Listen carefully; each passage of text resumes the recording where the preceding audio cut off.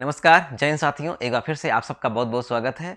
मैं दीपक कुमार साहू, प्रयागराज उत्तर प्रदेश। साथियों, इस समय वन नेशन वन इलेक्शन यानी एक राष्ट्र एक चुनाव, ये बहुत सुर्खियों में है। ये क्या है? वन नेशन वन इलेक्शन का मतलब क्या होता है, आज हम इस वीडियो में देखेंगे विस्तार से। आप वीडियो को स्किप मत करिएगा, पूरा देखिएगा। अगर आपको संवैधानिक समझ कम है आपके पास, माने आपने संविधान की किताब नहीं भी पढ़ी है, तो भी मैं आपको ऐसे समझाऊंगा कि आप पूरी बात समझ जाएंगे। और अगर आप पढ़े लिखे हैं, संविधान की पुस्तक आपने पढ़ा है, तब तो आपको बहुत अच्छे समझ में आएगा। लेकिन अगर आप ये वीडियो देखेंगे तो सारी बात आप समझ जाएंगे वन नेशन वन इलेक्शन का मामला क्या है। तो चलिए शुरुआत करते हैं। हमारे यहाँ जो चुनाव होते हैं, वो चुनाव केंद्र स्तर पर भी होते हैं, राज्य स्तर पर भी होते हैं और स्थानीय स्तर पर भी होते हैं। तीन प्रकार के मुख्य रूप से चुनाव होते हैं। पहले हम थोड़ा सा इसका बैकग्राउंड देख लेते हैं चुनाव के बारे में, तब इस बात को हम अच्छे से समझ पाएंगे। जैसे हमारे यहाँ जो चुनाव के स्तर है, वो पहला क्या स्तर है? केंद्र स्तर का, केंद्र। दूसरा क्या है? राज्य। और तीसरा क्या है? स्थान यानी स्थानीय। अब इन तीनों में क्या क्या आता है? केंद्र में यानी कि जब केंद्र का चुनाव होता है तो किसका चुनाव होगा? लोकसभा का चुनाव होगा, लोकसभा का। और किसका चुनाव होगा? राज्यसभा का। और किसका चुनाव होगा? राष्ट्रपति का। और किसका चुनाव होगा?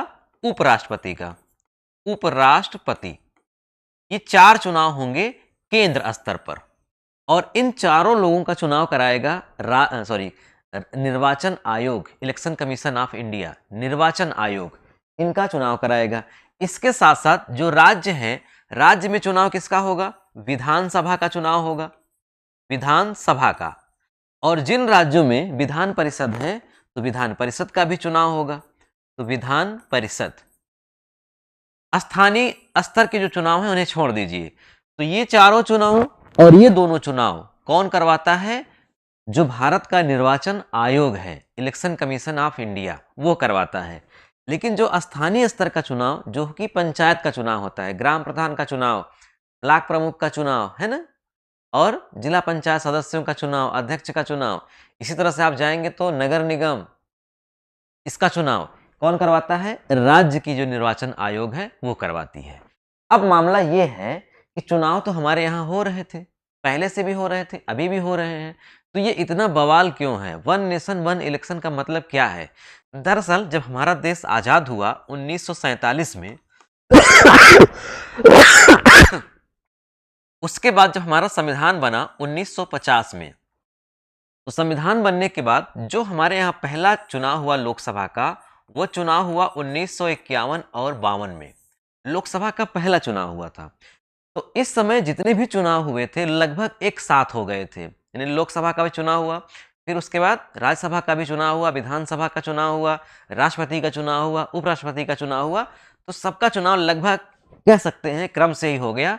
1952 से लेकर के 1967 तक जो हमारे यहाँ का चुनाव हो रहा था वो लगभग एक साथ हो रहा था। एक साथ का मतलब लोकसभा का भी चुनाव हो रहा है और विधानसभा का भी, यानी प्रधानमंत्री भी चुना जाना है और विभिन्न राज्यों के मुख्यमंत्री भी चुने जाने हैं। इसे बोलते हैं एक साथ चुनाव होना। अभी हम लोग क्या देखते हैं, 2024 में लोकसभा का चुनाव हुआ। अब लोकसभा का चुनाव कब होगा? 2029 में होगा। लेकिन जब लोकसभा का चुनाव हो रहा था उस समय आपने देखा कि कुछ ही राज्य का चुनाव हुआ, विधानसभाओं का, बाकी राज्यों का चुनाव नहीं हुआ। यानी बाकी राज्यों का चुनाव बाद में होगा। जैसे लोकसभा के चुनाव के 6 महीने बाद महाराष्ट्र का चुनाव हुआ, झारखंड का चुनाव हुआ, है ना। इस तरह से तो अलग अलग समय पे चुनाव होते हैं। लोकसभा का अलग चुनाव होगा, विधानसभा का अलग चुनाव होगा, पंचायतों का अलग चुनाव होगा। तो 1952 से 67 तक सभी चुनाव एक साथ होते थे। लेकिन समस्या हो गई कि विभिन्न राज्यों की 1968 और 69 में विधानसभाएं भंग हो गई। तो जब भंग हो गई तो वहां कुछ जगह राष्ट्रपति शासन लगा, कुछ जगह फिर से चुनाव कराया गया। तो इस तरह से चक्र बदल गया और एक समय पर चुनाव फिर न होने लगे, ये अलग अलग चुनाव होने लगे। भाई 1900, जैसे मान लीजिए अभी 2024 में लोकसभा का चुनाव हुआ, तो अगर लोकसभा पूरी सही सलामत 5 वर्ष तक चलती है तो 2029 में लोकसभा का चुनाव होगा। ठीक, अगर मान लीजिए लोकसभा 2 साल बाद ही भंग हो जाती है 2026 में ही, तो इसका मतलब कि अब 29 का तो इंतजार करेंगे नहीं, 26 में ही चुनाव होगा। और जब 26 में ही चुनाव होगा तो 26/5 यानी 31 तक ये चलेगा। तो इस तरह से चक्र बदल जाएगा, ये समस्या है। तो अब जो हमारे यहाँ संसद में जो बिल लाया गया है 129वां 129वां संविधान संशोधन बिल है, विधेयक है। यानी 128 बार संविधान में संशोधन करने के लिए बिल आ चुके हैं और ये 129वां है। अगर ये पास हो जाता है लोकसभा और राज्यसभा में, राष्ट्रपति की मंजूरी मिल जाती है, तो अब क्या होगा, 2029 से पूरे भारत में विधानसभाओं का चुनाव, लोकसभाओं का चुनाव एक साथ होगा। अब मामला यह है कि जब 29 में एक साथ होगा तो इसका मतलब ये हुआ कि 2029 में जो अलग अलग राज्यों में विधानसभाएं हैं वो 2029 तक चलनी चाहिए। तो कुछ तो 2029 में समाप्त हो रही हैं, कुछ 2030 में समाप्त होंगी, कुछ 2028 में ही समाप्त हो जाएंगी। तो जो 2028 में समाप्त हो जाएंगी उनका एक साल कार्यकाल बढ़ा दिया जाएगा, 29 में समाप्त किया जाएगा। और जो 2030 में समाप्त होंगी उनका एक साल कार्यकाल कम करके, यानी सबको मैनेज करके 2029 में शुरू किया जाएगा एक साथ। अब ये तो आप समझ गए ना कि वन नेशन वन इलेक्शन क्या है, यानी एक राष्ट्र एक चुनाव। अब हम लोग समझते हैं कि जब एक राष्ट्र एक चुनाव होगा तो इसमें क्या फायदा होगा देश का और देश का क्या नुकसान हो सकता है। तो पहले हम देखते हैं इसके पॉजिटिव बात पर कि क्या फायदा हो सकता है, बेनिफिट्स। यदि पूरे देश में एक साथ चुनाव हो, लोकसभा, राज्यसभा, राष्ट्रपति, उपराष्ट्रपति, सबका एक क्रम में लगभग, तो क्या होगा, सबसे बड़ी बात, मतलब पहली बात हो सकती है इसकी, चुनावी खर्च में कमी। चुनावी खर्च में कमी आएगी क्योंकि एक ही बार में एक ही अधिकारी कर्मचारी जाकर के बूथ पर एक ही बार सेवा दे करके सारे काम करा लेंगे। जैसे मान लीजिए कि लोकसभा का चुनाव हो रहा है, तो लोकसभा का निर्वाचन क्षेत्र बनाया गया। अब उसी निर्वाचन क्षेत्र के अंतर्गत जितनी विधानसभाएं हैं, है ना, उनका भी बन जाएगा। तो एक ही बूथ पर जो एक व्यक्ति वोटिंग करने आएगा तो वो अपना सांसद भी चुनेगा, एक ही समय में जब वोट करने जाएगा अपना सांसद भी चुनेगा और अपना विधायक भी चुनेगा। अगर विधान परिषद का चुनाव है कहीं तो अपना वो विधान परिषद सदस्य भी चुनेगा। राज्यसभा का है, हालांकि राज्यसभा के लिए तो विधायक और विधायक चुनते हैं, उसकी अलग बात है। मेन आप दो ही समझिए कि वो सांसद भी चुन लेगा, विधायक भी चुन लेगा। अगर स्थानीय निकायों को भी इसमें जोड़ा जाता है तो वो अपना ग्राम प्रधान भी चुन लेगा। शहर का है तो मेयर चुन लेगा या पार्षद चुन लेगा, एक ही बार में। एक ही बार बूथ गया, 3 बटन 4 बटन खट से दबाया, काम हो गया। अब ऐसे में क्या होगा कि वहां पे जो अधिकारी आए हैं एक ही बार सेवा देंगे, जो कर्मचारी आए हैं एक ही बार सेवा देंगे। तो इस तरह से चुनावी खर्च में कमी आएगी निश्चित तौर पे। अब एक बार लोकसभा का चुनाव हुआ, फिर उसके बाद विधानसभा का चुनाव हुआ, तो अलग अलग बार मैनेज करना पड़ेगा, तो बड़ा खर्चीला हो जाता है। तो ये पहला फायदा इसका है। दूसरा, विकास कार्यों में तेजी होगी। जब भाई आप देखिए भारत में हमेशा कहीं ना कहीं चुनाव होता रहता है। लोकसभा का चुनाव हुआ, विधानसभाओं का चुनाव शुरू हो जाएगा कुछ राज्यों का, वहाँ निपटेगा, फिर दूसरे राज्यों का शुरू हो जाएगा, फिर तीसरे राज्य का शुरू हो जाएगा, फिर बीच में राष्ट्रपति का चुनाव आ जाएगा। तो हम देखते हैं कि पूरे साल हमारा देश चुनाव में ही उलझा रहता है। और जब चुनाव में उलझा रहेगा तो जब चुनाव का समय आएगा तो आचार संहिता भी लगेगी, और आचार संहिता के समय सरकारी कामकाज ठप हो जाते हैं, है ना। तो विकास कार्यों में धीमी रफ्तार रहती है चुनाव बार बार कराने से। जब एक ही समय में होगा तो एक ही झटके में सारा हो जाएगा, उसके बाद अगला 5 साल विकास कामों के लिए होगा। ये दूसरा फायदा है। तीसरा, प्रशासनिक कुशलता भी होगी। भाई प्रशासनिक कुशलता क्यों होगी, एक ही बार में जब चुनाव करा लिया जाएगा तो जो अधिकारी कर्मचारी अन्य जगहों पे काम करते हैं उनका वहाँ से काम छुड़वा करके यहाँ पर व्यस्त व्यस्त रखा जाता है। तो जिस काम के लिए वो पहले से नियुक्त हुए थे, सेलेक्ट हुए थे, उस काम की अनदेखी हो रही है, नुकसान हो रहा है। तो जब एक ही बार में यहाँ कर लेंगे तो बाकी का समय वो अपना वहाँ देखेंगे। तो प्रशासनिक कुशलता बढ़ेगी, इसमें कामकाजी में तेजी आएगी। राजनीतिक स्थिरता भी होगी, यानी जो हमेशा एक नेता होता है जब वो चुनाव जीत जाता है तो क्या होता है, अगले वो 5 साल तक काम करता है और साथ में ये भी प्लानिंग करता रहता है कि 5 साल के बाद जब चुनाव होगा तो हम कैसे फिर से जीतेंगे। लेकिन वो देखते हैं कि एक ही पार्टी का व्यक्ति इस राज्य में चुनाव हुआ, वहाँ व्यस्त रहा, फिर उस चुनाव के बाद 1 महीने 2 महीने के बाद दूसरे राज्य में चुनाव होगा, तो वहाँ जाकर के वो प्रचार करेगा, उसमें व्यस्त होगा।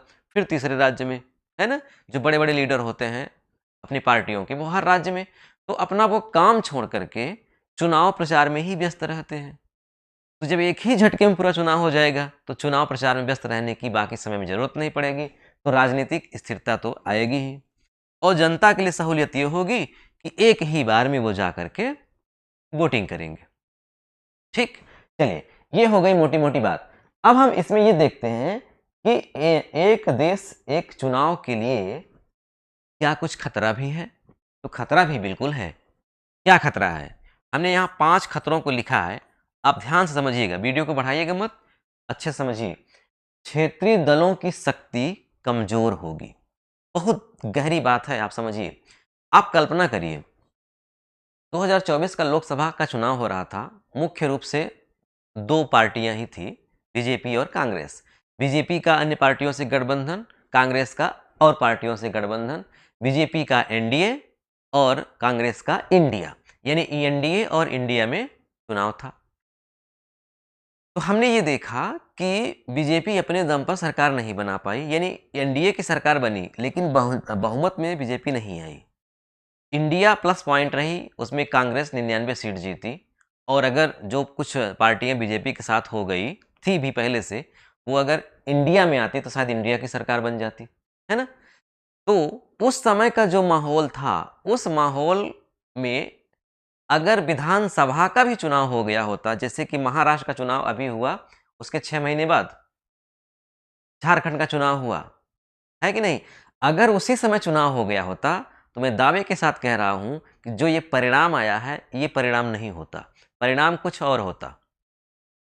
मैं बताना क्या चाह रहा हूं, जब एक साथ चुनाव होगा लोकसभा का भी और विधानसभाओं का भी, तो जो मतदाता है, जब वो वोटिंग करने जाएगा ना, तो एक ही पार्टी को वो सांसद और विधायक दोनों चुन लेगा। सीधी सी बात है, जिसकी लहर होगी और राष्ट्रीय मुद्दे ज़्यादा हावी होंगे, क्षेत्रीय मुद्दे कम हावी होंगे। यानी एक समय का चुनाव जब होगा, तो एक व्यक्ति जब जाएगा, तो वो एक ही पार्टी को वोट करेगा, ऐसी संभावना ज़्यादा है। यानी केंद्र में जिसको वो सपोर्ट कर रहा है, उसी को वो राज्य में भी सपोर्ट करेगा। ज़्यादा संभावना इसकी है। तो इससे क्या होगा कि जो छोटे-छोटे दल हैं, उनका अस्तित्व ही हो सकता है समाप्त हो जाए बड़े-बड़े दलों के कारण। क्योंकि बड़े, जब देखिए दिल्ली में जब होता क्या है, जब विधानसभा का चुनाव होता है, तो वहाँ के लोग मुख्यमंत्री चुनते हैं किसको? आम आदमी पार्टी के नेता को।